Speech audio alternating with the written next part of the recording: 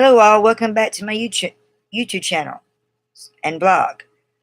On this Wednesday, it's February, I think the 6th. Beautiful, nice weather. Today we're going to talk about how to write character arcs. Does any of you all know about how to write characters arcs? ARCS. Well, I have some little notes. I didn't get them all the parts written down. I have them in my journal, which we're going to discuss. There's so many of them, but I only broke down just a few.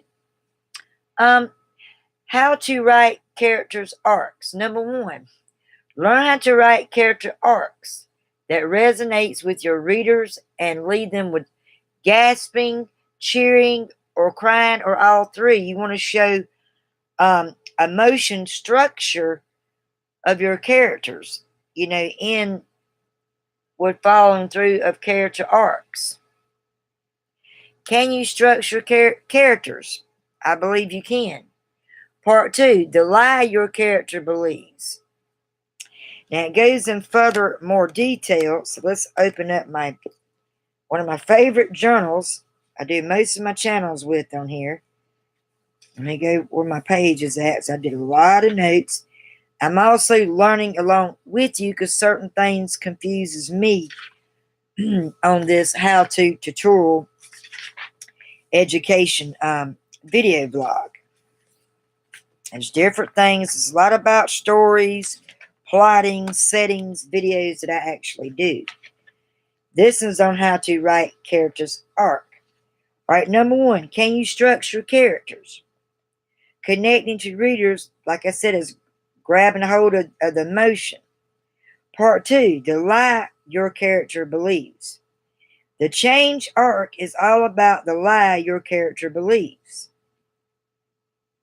It's something he's making up. It's not true in order to use the character of the story.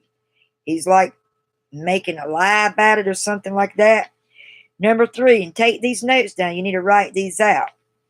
Number 1 question, the title is how to write characters arc. Be sure you write that down. And then not number 1, part 1. It's in parts and sections here.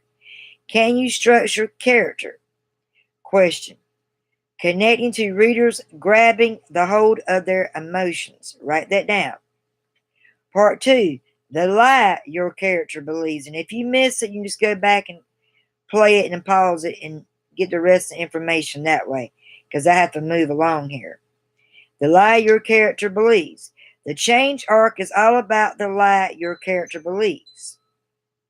Part 3, the thing your character wants versus the thing your character needs. So what do you think your character wants, first of all? They got to figure out who their character is going to be. List the characters' names, I will believe, my opinion, is the first thing. And then figure out why he wants to lie about it.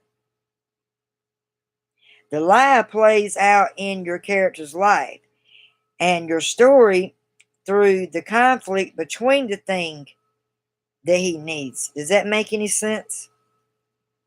Part 4, your character's ghost. This is a good one. If there's one solid rule in fiction, it is that every effect must have a what? We talked about that in one of my other videos the other day or last week. The effect with the A versus the effect. The cause in something. We discussed that in a video one day the other day or last week. Every fiction, has an effect, and it must have a cause. It must explain. It tells a story behind it.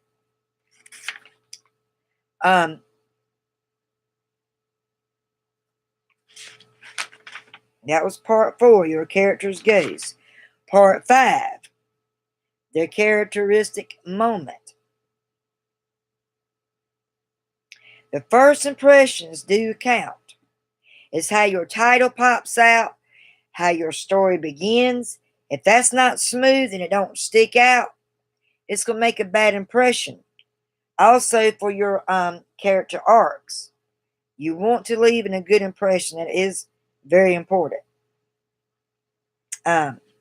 They do count. And if I don't know if I said this word right, but it's protagonist. I'm not familiar what that word means. If you know what it means, please comment at the below the end of this video if you know what it means. Because I sure don't know. And I would like to know.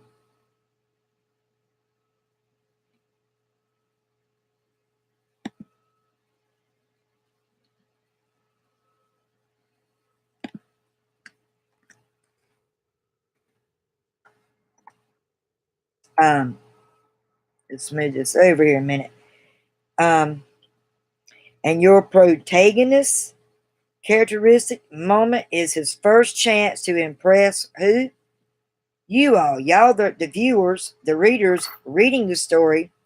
It's our job to impress you all, to make that first impression. Part 6, the normal world.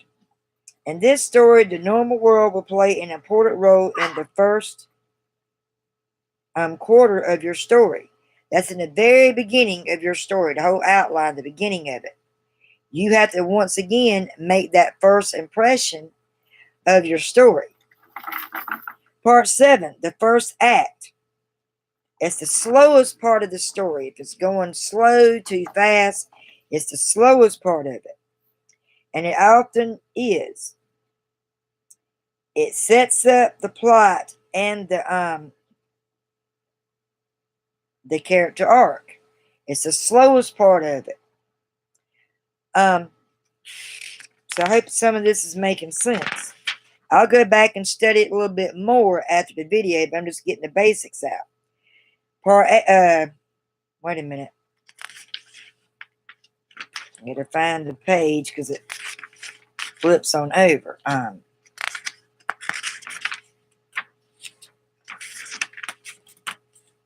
Here we go.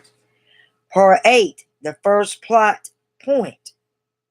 We might visualize a locked door separating the first act from the second act.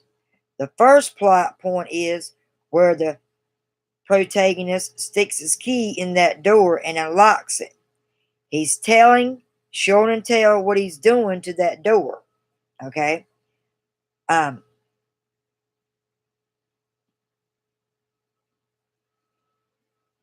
Part 9, the first half of the second act. In the structure of your character arcs, the first half of the second act is where your character ventures or is thrust into uncharacterized territory. And he gets lost. Say he gets lost. He starts writing about an unlocked door.